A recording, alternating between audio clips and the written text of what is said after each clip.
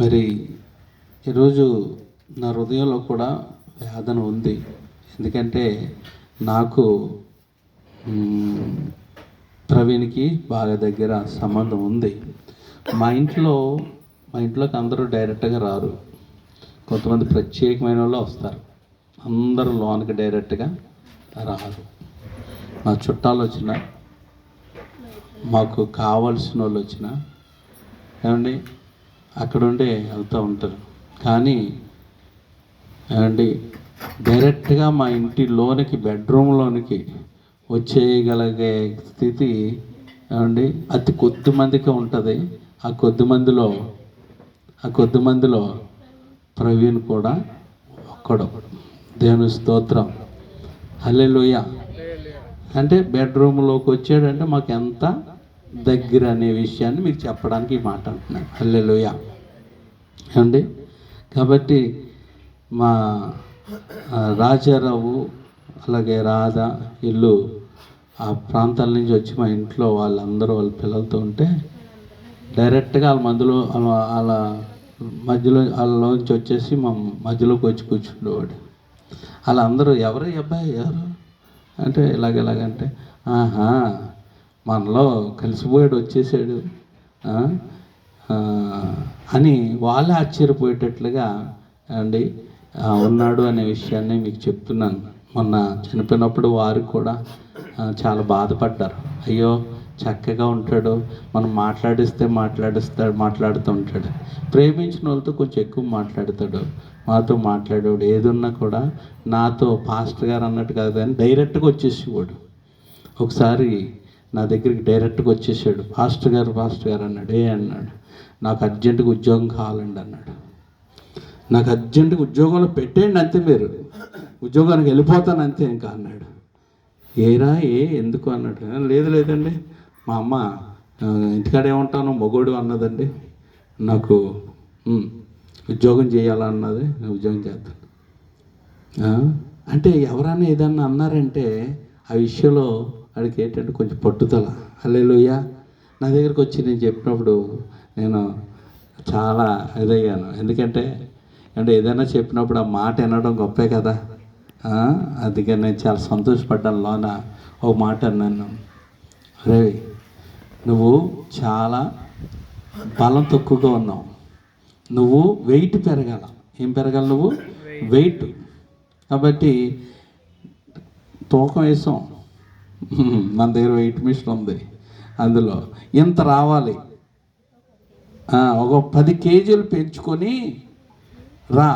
ఆ పెరగాలంటే నువ్వేం చేయాలంటే శుభ్రంగా ఇంట్లో ఉండి తిను. ఎప్పటి వరకు? ఇది పెరిగే వరకు. అప్పుడు నా దగ్గర రా, నేను ఖచ్చితంగా ఏదో ఒక ఉద్యోగంలో పెడతాను అన్నాను. అనగానే చాలా సంతోషంగా వెళ్ళిపోయాడు. దేవుని స్తోత్రం. అంటే ఆ వ్యక్తి ఇది కాదు అది కాదు అనేవాడు చెప్తే వింటాడు. హల్లెలూయా. అందుకే నేను అంటాను, మాట వినలేని వాళ్ళు అనేక మంది చూస్తున్నాం, కానీ మాట వినేవాళ్ళు మనకుంటే ముచ్చటేస్తుంది మనకి. అందుకే బైబిల్ గ్రంథంలో కూడా ఒక మాట ఉంది, బలులర్పించుట కంటే మాట వినుట శ్రేష్టం అని వాక్యమే చెప్తుంది. ఈరోజు క్రైస్తవులుగా మనం ఉన్నాం. మనందరం ఎంత ఉన్నా దేవుడికి పిల్లలమే. మనం ఎంత పెద్దోళ్ళమైనా తల నెరిసినా దేవుడికి ఎవరు? మనం పిల్లలు. కానీ దేవుని పిల్లలైన అనేక మంది ఏం చేయగలుగుతున్నారంటే దేవుడి మాట వినట్లేదు, దేవుడి మాట వినడం లేదు. దేవుడి మాట వినకపోతే మనకి ఏం మేలు కలుగుతుందా? మన దేవుడి పిల్లలైనప్పుడు మనం ఏమవ్వాలా? దేవుడి మాట వినాలా. దేవుడి మాట మనం వింటేనంట దేవుడు మురిసిపోతాడు. ఆ బిడ్డ నా మాట వింటేనే నేనే మురిసిపోయానుగా. మాట విన్న పిల్లల్ని చూస్తే ఆ తల్లిదండ్రులకు కానీ ఆ పెద్దలకు కానీ ఏమొస్తుంది? తెలితే ముచ్చటేస్తుంది. మాట వినలేని వాళ్ళు చూస్తే చిరాకేస్తుంది కదా.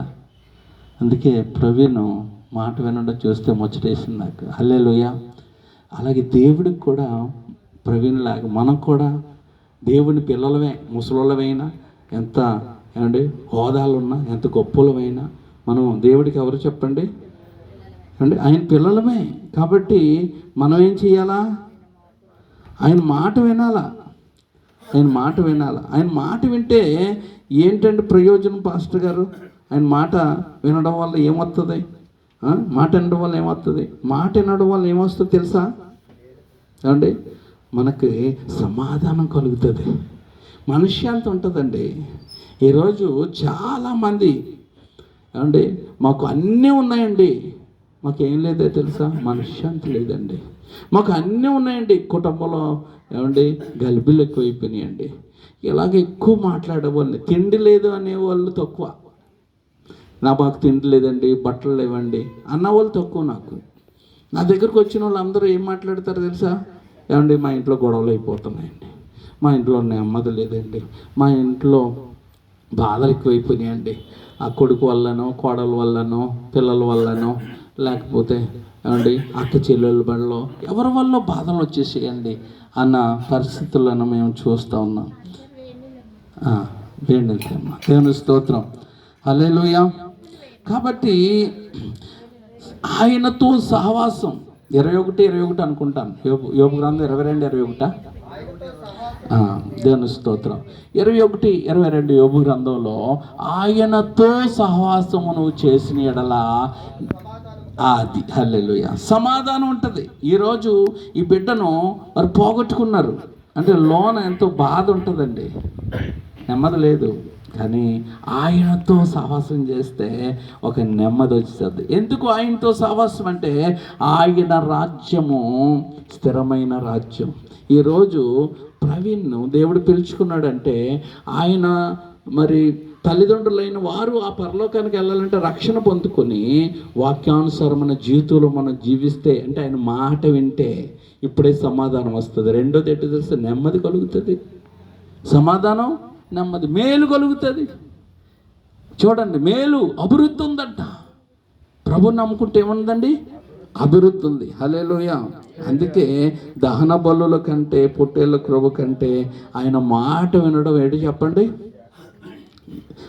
శ్రేష్టమైన విషయాల్లో ఒక విషయం ఏంటంటే దేవుని మాట వినడం. హల్లెలూయా, హల్లెలూయా, హల్లెలూయా. ఈరోజు యేసు ప్రభుని నమ్ముకున్న వాళ్ళు కూడా దేవుడి మాట ఎక్కువ మంది వినడం లేదు, తక్కువ మంది వింటున్నారు. అందుకే మనము అంతంత మట్టుగా ఉంటున్నాం. అందుకే ఆయన మాట విన్న వాళ్ళు ప్రత్యేకంగా ఉంటారు. హల్లెలూయా, హల్లెలూయా. ఏమండి ఆయన మాట విన్న వాళ్ళు ఎలా ఉంటారండి? ప్రత్యేకంగా ఉంటారు. ఈరోజు చాలామంది నాకు చెప్పారు, మంగళవారం అండి, మంగళవారం ఏంటో నాకు అర్థం అవ్వట్లేదు. మంగళవారం అంటే మంగళవారం అనుకుంటున్నారా? మంగళం అయిపోద్ది అనుకోండి. మంగళం అంటే ఏంటంటే శుభకార్యం, శుభం. మంగళం అంటే ఏంటండి? శుభం. దానికి అర్థమే తెలీదు. మంగళం అంటే శుభం. మంగళవారం పెట్టుకున్నారంటే శుభరోజు ఎందుకు పెట్టుకుంటున్నారు అంటున్నారు. ఇది శుభమే. పరలోకం వెళ్ళాడు మా పిల్లాడు, దేవునికి స్తోత్రం. మా వాడు అమెరికా వెళ్ళాడు, ఆస్ట్రేలియా వెళ్ళాడు, న్యూజిలాండ్ వెళ్ళాడు అని చెప్పుకుంటారుగా, చెప్పుకోరా? అమెరికా వెళ్ళాడండి మా వాడు. మొన్న ఎక్కడికి వెళ్ళాడు? హైదరాబాద్ వెళ్ళాడు. మా వాడు హైదరాబాద్ వెళ్ళాడు నుంచి మేము చెప్పుకోలేదా? వైర్ మైక్ వెళ్ళదా? వైర్ మైక్ దేవుని స్తోత్రం, హల్లెలూయా. వైర్ మైక్ అన్నా ఉందా అక్కడ? కరెంటు దేవుని స్తోత్రం, హల్లెలూయా. ఏమండి అక్కడికి వెళ్ళాడు, ఇక్కడికి వెళ్ళాడు, ఎంత గొప్పగా చెప్పుకుంటామంటే, అవునా కాదా? మరి మనోడు ఎక్కడికి వెళ్ళాడు చెప్పండి? దేవుడు భక్తి చేసిన వ్యక్తి, ఆయన దృష్టికి విలువ కలుగున్నాడు. ఏమండి భక్తి చేశాడండి, మందిరానికి వచ్చేవాడండి. మా అమ్మాయిని అనేవాడు, అక్క ఏరా పాటలు పాడేద్దారా, నేర్చేసుకుందారా అనేవాడు. కూర్చుండేవాడు, పాడుతుండేవాడు. ఆడి పాట మరి మాకు అర్థమైతే కదా, దేవుడికి మాత్రం అర్థమైంది. దేవుని స్తోత్రం, హల్లెలూయా. ఎందుకంటే కాకి పిల్ల, కుక్క పిల్ల, పక్షి పిల్ల, దేవుని బిడ్డ, దేవునికే ముద్దు. హల్లెలూయా, హల్లెలూయా. అంతే. అంటే ఇక్కడికి వచ్చాను, మా వాడు ఫోన్ చేశాడు. ఫోన్ చేస్తే మా పాస్టర్ అమ్మగారు ఎత్తారు, మాట్లాడి ఇక్కడికి వచ్చాం. వచ్చినప్పుడు శిలలు ఎక్కుతున్నాయి. కూర్చొని మోకాలు వేసే దగ్గర ఏదో నాయన ఏంటి ఎలాగుంది ఏంటని అడిగితే బాగానే ఉంది పాస్టర్ గారు అన్నాడు. ఏమైనా నొప్పి వస్తుందా? లేదండి. వస్తుందో ఏమో తెలియదు, మరి నాకు మాత్రం లేదండి అన్నాడు. లేదంటే నువ్వేం కాదునా, దేవుడికి అప్పగించుకొని యేసయ్య యేసు రక్తమే జయం, సిలువ రక్తమే జయం అని చెప్పుకో అన్నాడు. ఏమండి, యేసు రక్తమే జయం అంటే యేసు నామము శక్తి కలిగింది, యేసు రక్తము పవిత్రపరచగలిగింది. హల్లెలూయా. యేసు నామము శక్తి కలిగింది, యేసు రక్తం పవిత్రపరచగలిగింది. అందుకే ఆ 2 మాటలు చెప్పమని అంటారా? ఈ 2 మాటలు అంటే దెయ్యానికి భయం అమ్మ. ఈ 2 మాటలు అంటే యేసు రక్తం యేసు నామం జపించిన రోగాలు దెయ్యాలు పారిపోవును, అపవాది తంత్రాలను గుర్తించిన సువార్త సత్య సేవ చేయగలము. ఏంటి? యేసు నామం యేసు రక్తం జపిస్తే రోగాలు కూడా పారిపోతాయి. హల్లెలూయా. ఎంత శక్తి ఉందండి అందులో, ఆ మాటల్లో. చాలామందికి తెలియదు. మమ్మల్ని రోగాలు వచ్చేస్తున్నాయండి, దెయ్యాలు వస్తున్నాయండి. వద్దు, ఈ పట్టుకోండి, గట్టిగా పట్టుకోవాలి. అవుతుంది ఏదో ఒట్టినే కాదు, గట్టిగా ఈ నామాన్ని ఏం చేయాలా? గట్టిగా పట్టుకోవాలి. ఎందుకంటే యేసయ్య నామంలో ఏముంది? యేసయ్య నామములో శక్తి ఉన్నదయ్యా. శ్రీ యేసయ్య నామములో శక్తి ఉన్నదయ్యా. ఈ శక్తి ఎలాగొస్తుంది నీకు నాకుని? చాలామందికి ఇది తెలీదు. ఎలాగొస్తుందంటే నమ్మాల. యేసయ్య నామములో శక్తి ఉన్నదయ్యా. శ్రీ యేసయ్య నామములో శక్తి ఉన్నదయ్యా. నమ్మితే చాలు నీవు పొందుకుంటావు శక్తిని, నమ్మితే చాలు నీవు పొందుకుంటావు శక్తిని. యేసయ్య నామములో శక్తి ఉన్నదయ్యా. శ్రీ యేసయ్య నామములో శక్తి ఉన్నదయ్యా. హల్లెలూయా. దానికి పెట్టుబడి ఏం లేదు. ఏం చేయాలి? నువ్వు నమ్మితే చాలు. హల్లెలూయా. కాబట్టి మాట వినాలని చెప్తున్నాడు దేవుడు. మాట వినలేని వాళ్ళు ఇష్టం ఉండదు. నాకే ఇష్టం ఉండదు, ఆయనకి ఇష్టం ఉండదు. హల్లెలూయా. మీకు కూడా ఇష్టం ఉండదు. హల్లెలూయా. కానీ మీరు ఎలాగంటే ఏమంటే మీరేం చేస్తారంటే నా మాట అందరూ వినాలనుకుంటా, కానీ మనం ఆయన మాట వినాలనుకోవట్లేదు. అది వచ్చిన చిక్కు. అందరూ నా మాట వినాలి, సంతోషం, కానీ ఆయన మాట నేను వినాలనుకోవట్లేదు అనుకోండి ఈ రోజు నుంచి. హల్లెలూయా. హల్లెలూయా. హల్లెలూయా. అలా అనుకుంటే ఏమండి నువ్వు దేవుని బిడ్డవైపోతావు. అలా అనుకుంటే నువ్వు సమాధానపరచబడతావు. అలా అనుకుంటే నువ్వు నెమ్మదిపరచబడతావు. అలా అనుకుంటే నీకు మేలుల మీద మేలులు జరుగుతాయి. అలా అనుకుంటే నీ ఇంటిలో సమృద్ధి అయిన ఆశీర్వాదాలు చూడబోతున్నావు. హల్లెలూయా. కీడులన్నీ తొలగిపోతాయి. హల్లెలూయా. కీడులన్నీ తొలగిపోతాయి, మేలులన్నీ నీ వెనకాల పరుగులు పెడతాయి. హల్లెలూయా. నిజం నమ్మండి. నేను ఎంత చూడండి, మీకు ఒక విషయం తెలుసా? ఈ వీధిలోనే ఇక్కడే నేను పెరిగిందంతానే నా కోసం అందరికీ తెలుసు. బాలకృష్ణ అంటే తెలియని వాళ్ళు ఎవ్వరు లేరు. నా పేరు బాలకృష్ణ. బాలకృష్ణ అంటే తెలియని వాళ్ళు ఎవ్వరు లేరు. కానీ ఈరోజు ఆ బాలకృష్ణని గౌరవిస్తున్నారు, ఆ బాలకృష్ణ మాటకు భయపడుతున్నారు, ఆ బాలకృష్ణ అంటే విలువిస్తున్నారంటే దానికి కారణం ఏంటో తెలుసా? యేసుక్రీస్తు నా మీద ఉండడం. యేసుక్రీస్తు నా మీద ఎక్కడో గాడిద లాంటి మీద ఎక్కితే గాడిదకు విలువ వచ్చేసినట్టుగా నా మీద ఎక్కాడు, నాకు విలువ వచ్చింది. హల్లెలూయా. హల్లెలూయా. అందుకే యేసయ్యను మోసే గాడిదని నేను. యేసయ్యను మోసే గాడిదకి ఎంత విలువ ఉంటే అండి, ఇప్పుడు యేసయ్య బిడ్డలాగా చేసుకున్నాడుగా, ఇంకా విలువ పెరిగిపోయింది. హల్లెలూయా. హల్లెలూయా. ఈరోజు నీవు నేను మనందరం ఎవరు బిడ్డలండి? యేసయ్య బిడ్డలు. అందుకనే ఈరోజు మంగళవారం నువ్వు యేసు ప్రభువుని నమ్ముకున్నావా? ఎవరన్నా నమ్ముకున్నావా? కొండమంగళోడిని ఎవరు నమ్ముకున్నావు నువ్వు? నీ దేవుడు ఎలా అంటాడు? అన్ని మంచిగా చూచిన దేవుడు, మంచిగా చేసిన దేవుడు. చూడండి, ఆది కాండము 1వ అధ్యాయంలోనే ఒకటో అధ్యాయంలోనే ఒకసారి టకటకాన్ని మీరు బైబిల్ ఉన్నవారు తీర్చండి. ఆదికాండం 1వ అధ్యాయం 4వ వచనంలో వెలుగు మంచిదైనట్టు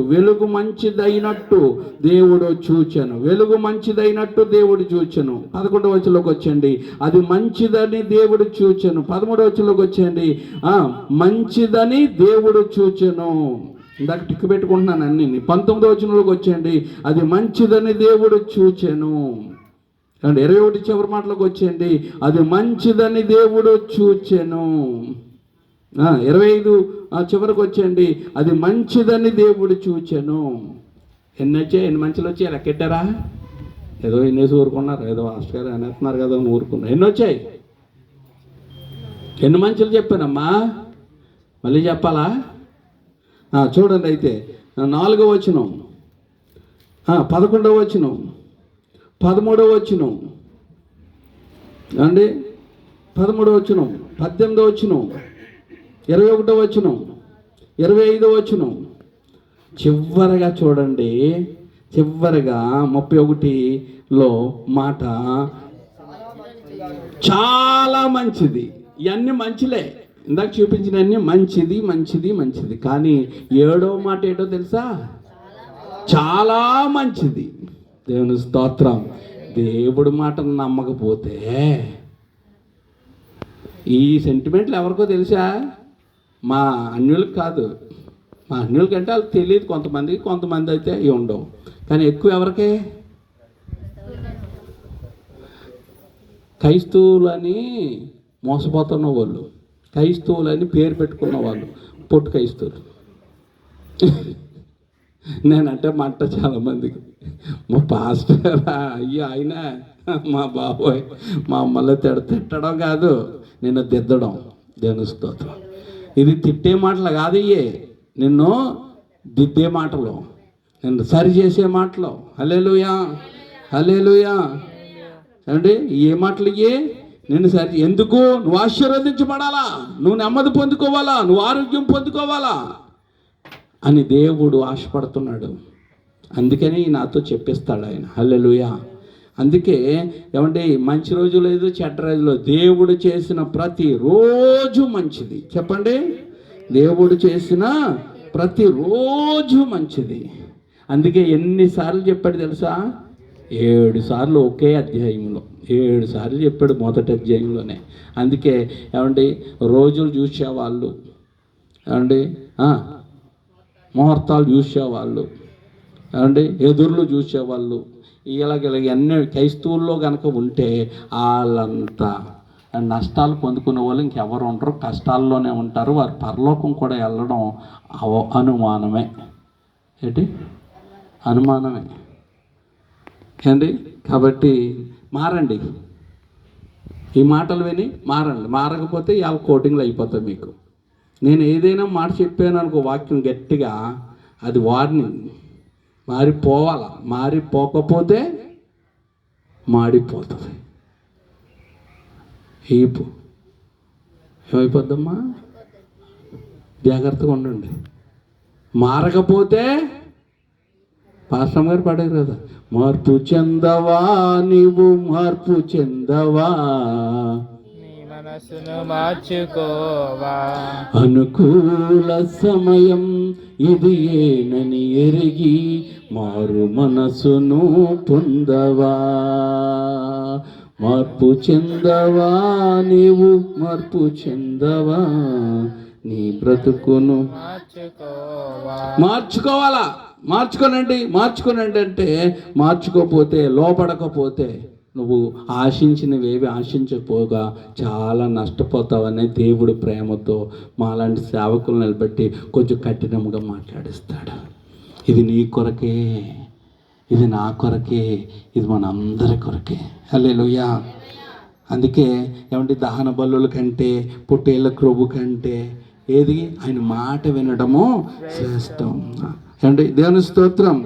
దహన బలుల కంటే, పొట్టేళ్ల క్రొవ్వు కంటే నీ మాట వింటే ఎంతో శ్రేష్టం.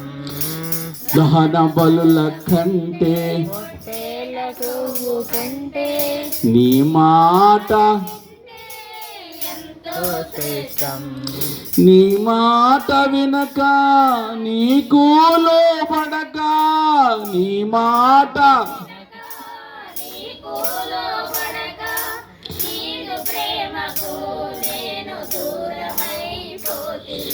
నీదు ప్రేమకు నేను దూరమైపోతిని యేసయ్యా నా యేసయ్యా యేసయ్యా నా యేసయ్యా యేసయ్యా యేసయ్యా యేసయ్యా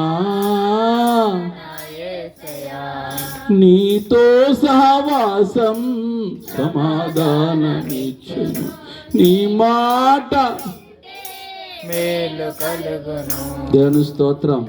ప్రభా ఏం చెప్పాలి ప్రభా ఆ బిడ్డ కోసం అక్కడ ఏం చెప్పాలి అని అంటే నువ్వు వెళ్ళిపోరా అన్నాడు. ఉన్నది ఏదైనా కూడా నాతో ఉన్నది ఏదైనా శ్రమైన ఇరుకైన ఎప్పుడైనా రోగమైన నేనుంటే అది మంచిది. హల్లెలూయా. అది నిలబడదు, తొలగిపోద్ది. ఆశీర్వాదం నిలబడుతుంది. కాబట్టి నేను ఒకవేళ అవి ఎందుకు ఉంచానో తెలుసా, నా మీద ఆధారపడతారు కదా. అప్పుడు నేనేం చేస్తానంటే ఆ దరిద్రాన్ని, ఆ కష్టాన్ని, ఆ ఇరుకుని, ఆ రోగాన్ని, ఆ సమస్యను నేను తొలగిస్తాను. వారికి సమాధానాన్ని ఇస్తాను, వారికి నెమ్మదినిస్తాను, వారికి మేలు చేసి సమృద్ధితో నింపుతాను. ఈ మాట చెప్పే అంతే అన్నాడు. అలాగే అయ్యా అని ఇక్కడ నిలబడి అవి చెప్పాను. అందుకే అయ్యే చాలు నువ్వు ఏమి చేయగలదురా, నాకు నా మాట వినమని అన్నాడు. అంతే, నా మాట వినమని చెప్పి అన్నాడు. ఏం చెప్పాలా? నా మాట వినమని చెప్పు. ఏంటంటే ఆయన మాట అదే దేవుడు. ఆయన మాట దేవుడు, వాక్యము, వర్డ్ ఆఫ్ గాడ్ అంటే వర్డ్ ఆఫ్ గాడ్.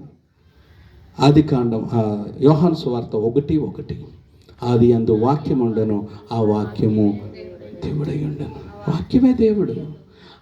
14 వచనంలోకి వస్తే మీకు ఏమంటుంది తెలుసా? ఆ వాక్యమే కృపా సత్య సంపూర్ణుడిగా మన మధ్య నివసించెను. హల్లెలూయా. ఆ వాక్యమే. అందుకే ఆయన మాట నమ్మండి అంతే. ఆయన మాటలో శక్తి ఉందండి. మరి ఏంటంటే కోల్పోయాం, మనం అనుకున్నాం కోల్పోయామని. కోల్పోలేదు, ప్రమోషన్ వచ్చింది.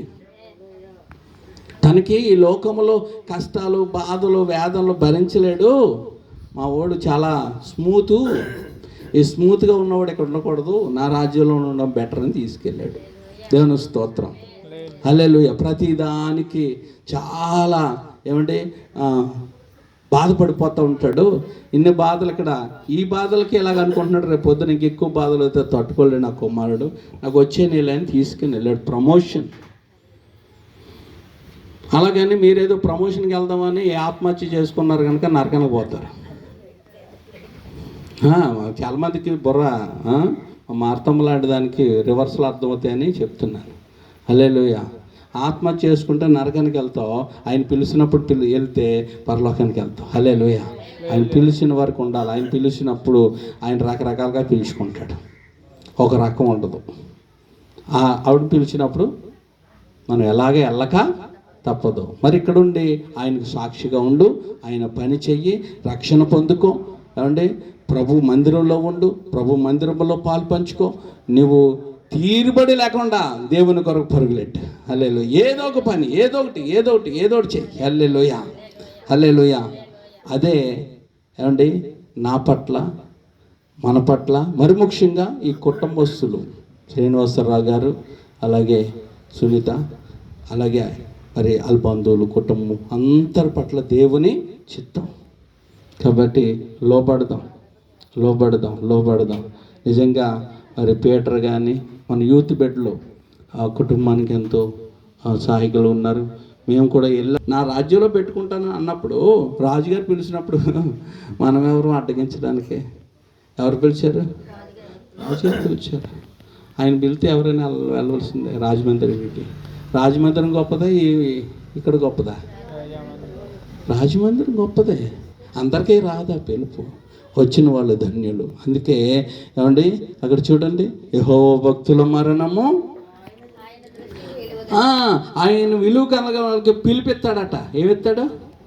పిలుపు. చూడండి, ఒక మాట 90వ కీర్తనలో చదువుకున్నాం కదా, ఒక పిలిపిస్తాడంట. ఏమని పిలిపిస్తాడు? మూడు నీవు మనుషుల మట్టికి మార్చున్నావు, నరులారా తిరిగి రండి నువ్వు సెలవు ఇచ్చుచున్నావు. ఆ నరులను అంటాడు, నరుడా తిరిగిరా అన్నాడు అనుకో, అన్నాడు వెళ్ళాలా, అంతే. ఆయన పిలిచిన వాళ్ళు వెళ్ళాలా. ఎవరు పడితే వాళ్ళు వెళ్ళిపోవడానికి లేదమ్మా, మారతమ్మా. మా అమ్మ నాన్న వెళ్ళిపోయారు అంటూ ఉంటావు. వాళ్ళు వెళ్ళిపోయారు, వాళ్ళు పిలిచాడు, నేను పిల్లలేదు.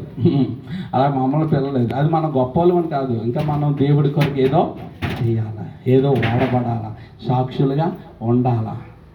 అందుకే ఏమంటే మార్పు లేని వాళ్ళు మార్పు పొందండి, రక్షణ లేని వారు రక్షణ పొందండి. దేవుడు అంటే ఆసక్తి లేని వాళ్ళు ఈ రోజు నుంచి దేవుడు అంటే ఆసక్తి కలిగి ఉండండి. ఈ సెంటిమెంట్లు ఇవన్నీ ఉన్న వాళ్ళు పక్కన పెట్టేయండి. సెంటిమెంట్లు ఏమీ లేవు. మీకు ఒక విషయం తెలుసా? ఒకప్పుడు ఏమంటే చిన్న పిల్లలకి పెళ్లి చేసేవారు, చిన్న పిల్లలకి చేసి ఏమంటే ఆ పాప భర్త చచ్చిపోయాడు అనుకో, చిన్నపిల్లడు చచ్చిపోయాడు అనుకో, ఈ పిల్లల్ని కూడా తీసుకెళ్ళి కాల్చేసేవారు. అంటే ఇది మా కట్టుబాట్లు అనేవారు. సాంప్రదాయం కాదు, సాంప్రదాయాలు వేరు, కట్టుబాట్లు అనేవారు. ఆ కట్టుబాట్లు అనే మాట మీద చేసి ఎంతోమందిని ఏమండి, ఇక్కడ విధవరాళ్ళు ఉన్నారంటే మీరు ఉన్నారంటే మీరు ధన్యులు. ఆనాటి కాలంలో ఉంటే మిమ్మల్ని కూడా చితిమంట మీద వేసేది.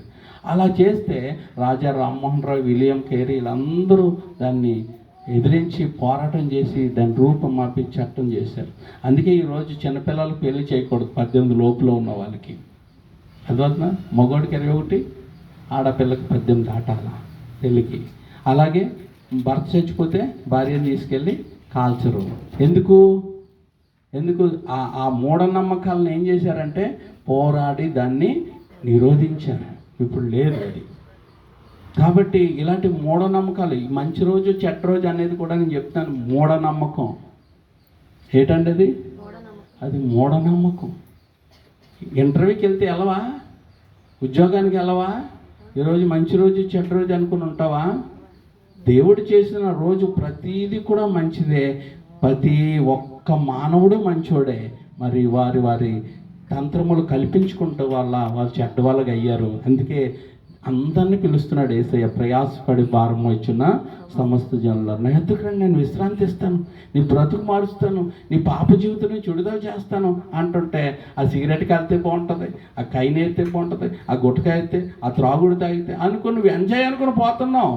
నీ కిడ్నీలు, నీ లివరు అన్నీ పాడైపోతున్నాయి. నీకు పిల్లవడానికి ఎవరు రావట్లేదు, నీ కుటుంబం అంతా వేదన పడుతుంది. అంతమందిని ఏడిపించి నువ్వేం బాగుపడతావు? అంతకంటే యేసయ్య కూడా ఏడుస్తూ ఉన్నాడు. కాబట్టి ఆయన యొద్దకు వస్తే నువ్వు బాగుపడితే దేవుడు సంతోషపడతాడు, నీ కుటుంబం సంతోషపడుతుంది, నీ ఇల్లు సంతోషపడుతుంది, నీ చుట్టుపక్కల ఉన్న వాళ్ళు సంతోషపడతారు. నువ్వు మారడం వల్ల ఏమండి అనేక మందికి మేలు కంటే నీకే మేలు ఎక్కువ జరుగుతుంది. హల్లెలూయా. కాబట్టి ఈ విషయాలు తెలిసి యేసుప్రభు నమ్ముకోలేని వారు నమ్ముకోండి, యేసుప్రభు నమ్మిన వారు అంటే మార్పు లేని వాళ్ళైతే మార్పు చెందండి, సరి చేయలేని వాళ్ళు సరి చేసుకోండి, రక్షణ లేని వాళ్ళైతే రక్షణ పొందుకోండి, మందిరానికి వెళ్ళలేని వాళ్ళైతే మందిరానికి వెళ్ళడం మొదలెట్టండి. హల్లెలూయా. ఈ మాటలు దీవించి శ్రీనివాసరావు గారికి, సునీతకి, ఈ కుటుంబంలో ఇక్కడ ఉన్న వారందరికీ ఆదరణ ఇచ్చి మేలు చేసి గొప్ప సాక్షులుగా నిలిపి రక్షణ ఇచ్చి ఏమండి వారిని ఎంత దుఃఖపడుతున్నారో దుఃఖమునకు ప్రతిగా ఆనందాన్ని అనిపించే కృపా దేవుడు వారికి, వారి కుటుంబానికి, అలాగే చుట్టుపక్కల ఉన్న వారు అందరూ కూడా మంచివారు, నన్ను కూడా ప్రేమించేవారు, వారిని, వారి కుటుంబాలను కూడా రక్షించి దీవించి వారిని కూడా సాక్షులుగా వాడుకోవాలని మనస్ఫూర్తిగా కోరుకుంటూ, ఈ మాటలను బట్టి అందరూ ఆదరించబడాలని మనస్ఫూర్తిగా కోరుకుంటూ దేవుడి మాటలను దీవించునుగాక. ఆమేన్. మంచిది. దేవుని